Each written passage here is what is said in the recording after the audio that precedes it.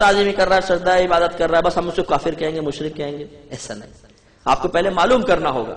اگر آپ اس تقسیم کو نظر انداز کر دیں گے تو کائنات میں کوئی بھی شرک سے نہیں بچ سکے گا، ہر مسلمان مشرک ہو جائے گا۔ کیسے؟ ایک جگہ جمعے کی نماز ختم ہوئی، ایک آدمی کھڑا ہو گیا، کہنے لگا سب کلمہ پڑھو لا الہ الا اللہ محمد رسول اللہ، اس لیے کہ تم سب مشرک ہو گئے۔ لوگوں نے کہا لا حول ولا قوت، اللہ کی بارگاہ میں سجدہ کرتے مشرک ہو گئے، کم وقت یہ کیا کہہ رہا ہے؟ کہنے لگا میں نے یہ دیکھا کہ امام صاحب قبلے کی دیوار کو سجدہ کر رہے تھے، پچھلے والی صف امام کو سجدہ کر رہی تھی، سیکنڈ صف پہلی کو، تیسری دوسری کو، چوتھی تیسری کو، ایک دوسرے کو سجدہ کر رہے تھے، تم سب کافر ہو گئے، مشرک ہو گئے، کلمہ پڑھو کلمہ پڑھو۔ لوگوں نے کہا بے وقوف انسان، ہم بظاہر ایک دوسرے کے سامنے جھکے ہوئے تھے لیکن اصل نیت تو اللہ کو سجدہ کرنے کی تھی نا۔ معلوم ہوا نیت کا اعتبار ہے، جھکنے کا نہیں۔ اگر جھکنے کا اعتبار ہو تو گھر کی عورت کو دیکھیے گا کبھی جوتی تلاش کرنے کے لیے بستر کے نیچے جھکتی ہے، جیسے جھکے کہ آپ بولے کہ مشرکہ ہو گئے کم وقت، کیونکہ جھک گئی بستر کے سامنے۔ گاڑی ٹھیک کرنے والے کے پاس گئے، وہ جھکا ہوا کارپینٹر نیچے کہا گئے مشرک ہو گیا، کیوں تم جھکے ہوئے تھے؟ ارے بھائی خالی جھکنے سے کوئی ہو جاتا ہے؟ نیت درکار ہے۔ نیت اگر آپ نہ مانیں گے تو کوئی مسجد کے اندر شرک سے نہیں بچے گا۔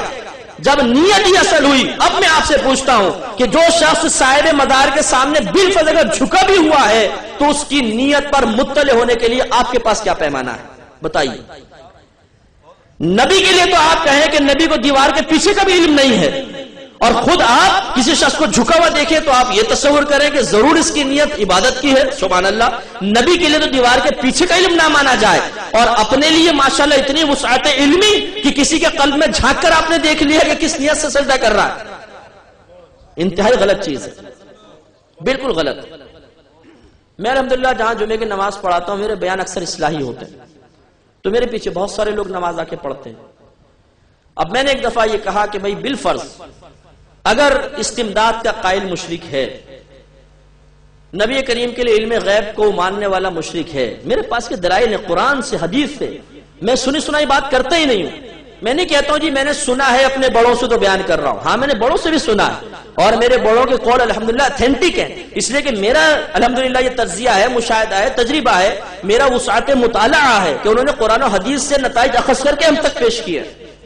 تو میں نے وہاں پہ گزارش کی کہ میں ان تمام چیزوں کا قائل ہوں، اب بتائیں میں مشرک ہوں کہ نہیں؟ اگر بالفرض میں مشرک ہوں تو میرے پیچھے نماز پڑھنا کیسا؟ اگر آپ میرے پیچھے کھڑے ہو کے نماز پڑھ رہے ہیں تو مجھے مشرک سمجھ کے پڑھ رہے ہیں یا مسلمان؟ اگر مشرک سمجھ کے پڑھ رہے ہیں تو مشرک کے پیچھے نماز پڑھنا کفر، اور اگر مسلمان سمجھ کے نماز پڑھ رہے ہیں تو مشرک کو مسلمان سمجھنا کفر۔ دونوں صورتوں میں کوئی نہیں بچ سکتا۔ تو اب جو لوگ تھے وہ کوئی ادھر دیکھے کوئی ادھر دیکھے، اور وہ تو حقیقت میں آپ کو بتاتا ہوں کہ صرف یہ سنی سنائی باتیں ہوتی ہیں، غلط فہمیاں ہوتی ہیں، انہیں زبان سے ادا کر دیا جاتا ہے۔ جب اس کی حقیقت پر غور و تفکر کیا جاتا ہے تو پردے کھلتے چلے جاتے ہیں کہ ہم آپس میں بہت زیادہ غلط فہمیوں کا شکار ہیں، انتشار کا شکار ہیں۔ مسلمان مشرک نہیں ہے، سمجھنے کی ضرورت ہے۔ ہاں جو غلط ہے وہ غلط ہے، اسے کبھی کوئی صحیح نہیں کہے گا۔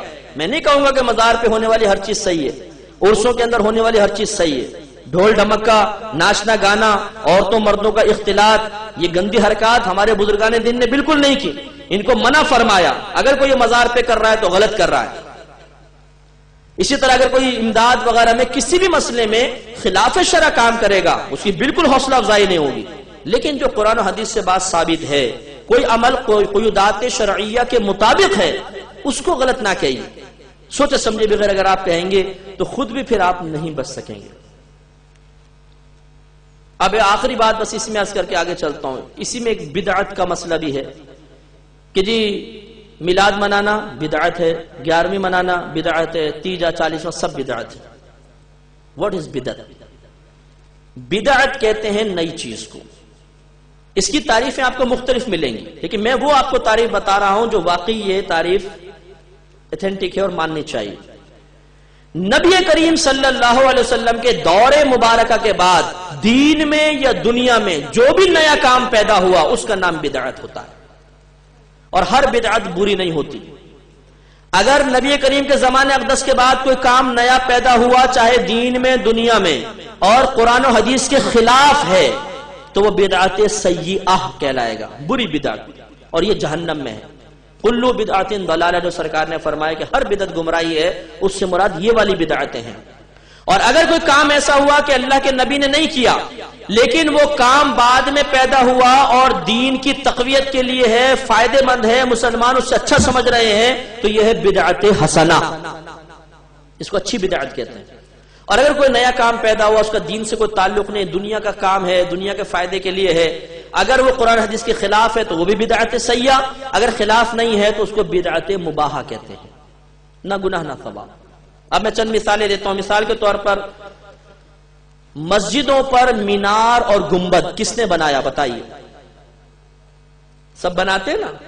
امام صاحب کو تنخواہ دیں گے تھوڑی سی، لیکن مینار کے اوپر لاکھوں روپے خرچ کرتے ہیں، لاکھوں روپے کا سریہ لگاتے ہیں، حالانکہ یہ کوئی سنت نہیں ہے بنانا، نبی کریم نے نہیں بنایا، صحابہ کرام نے نہیں بنایا، یہ تو بعد میں فقہائے اسلام نے اس کی اجازت دی، اس لیے کہ لوگوں کے گھر پکے بننا شروع ہوئے، مسجد میں اور گھر میں امتیاز ختم ہو گیا، مسافر آتے تھے انہیں پتہ نہیں چلتا تھا مسجد کہاں ہے، تو پھر کہا بھی کوئی مابہل امتیاز ہونا چاہیے، کچھ نہ کچھ مسجد میں اور گھروں میں فرق ہونا چاہیے، تو کیا کریں، چلو جی گنبد اور مینار بنا دیں، تو گنبد اور مینار شروع ہو گئے۔ اب بتائیے اگر یہ بدعت ہے تو ہر مکتبہ فکر کی مسجد پہ گنبد اور مینار نظر آئے گا، وہاں جا کے بدعت کا فتویٰ کیوں دم توڑ دیتا ہے؟ محراب نبی کریم کے دور میں نہیں تھی، سیدھی دیوار ہوا کرتی تھی، بالکل سیدھی دیوار، صحابہ کرام کے دور میں سیدھی دیوار ہے، یہ تو تبع تابعین کے دور میں جا کے کہیں محراب بننا شروع ہوئی۔ محراب کیوں بناتے ہیں؟ ہر مسجد میں محراب آپ کو نظر آئے گی، کسی بھی مکتبہ فکر کی محراب نظر آئے گی۔ کیوں؟ جماعت کے لیے ٹائم فکس کرنا، ظہر اتنے بجے ہوگی، عصر اتنے بجے ہوگی، مغرب اتنے بجے ہوگی، عشاء اتنے بجے ہوگی، نہ سرکار نے کبھی فکس کیا نہ صحابہ کرام نے، جب جمع ہو گئے نماز پڑھا دی، کوئی ٹائم فکس نہیں ہوتا تھا۔ آج ہر مکتبہ فکر کی مسجد کے اندر جماعت کا ٹائم فکس ہے، اتنے بجے ہوگی، اتنے باقاعدہ اعلان کرتے ہیں، یہ بدعت نظر کیوں نہیں آتی؟ تو معلوم ہوا ہر بدعت بری نہیں ہے۔ پھر قرآن کے آپ دیکھ لیں، اعراب زبردیر پیش، صحابہ کرام کے دور میں شاید آپ کے لیے نئی بات ہو کہ قرآن پہ نقطے تک نہیں تھے، بغیر نقطوں کے تھا، زبردیر پیش نہیں، نقطے بھی غائب تھے، ان کو اللہ نے اتنا فہم عطا فرمایا تھا کہ وہ پڑھتے تھے تو خود بخود نقطے لگاتے چلے جاتے تھے، ایسا زبردست مطلب ان کا فہم تھا، حافظہ زبردست تھا، نقطے نہیں تھے، بعد میں نقطے لگنا شروع ہوئے، پھر زبر زیر پیش، رکوع کے نشانات، وقف کے نشانات، پھر منازل مقرر کرنا، یہ سب بعد کے ہے۔ حجاج بن یوسف ظالم بادشاہ تھا، اس نے تمام کام کیا تھا۔ کیا یہ بدعت نہیں ہے؟ اگر ہے تو پھر کیوں ہوتا ہے؟ اب یہ دیکھیں کہ یہ بہت سی میں نے مثالیں دی کہ ہر شخص اس کو کر رہا ہے، اور حالانکہ سب بدعتیں ہیں، لیکن کوئی بدعت حسنہ ہے۔ بری بدعت کی مثال آپ دیکھیں، اور اس سے یہ بھی ثابت ہوگا کہ نبی کریم کے دور کے بعد ہی بدعت کا آغاز ہوا۔ سیدہ عائشہ صدیقہ رضی اللہ تعالیٰ عنہ فرماتی ہیں کہ لوگوں میں نبی کریم کے وصال مبارکہ کے بعد جو سب سے پہلی بدعت ظاہر ہوئی وہ پیٹ بھر کر کھانا ہے۔ یہ آپ کا الفاظ ہے کہ وہ پہلی بدعت جو نبی کریم کے بعد ظاہر ہوئی، پیٹ بھر کے کھانا ہے۔ اب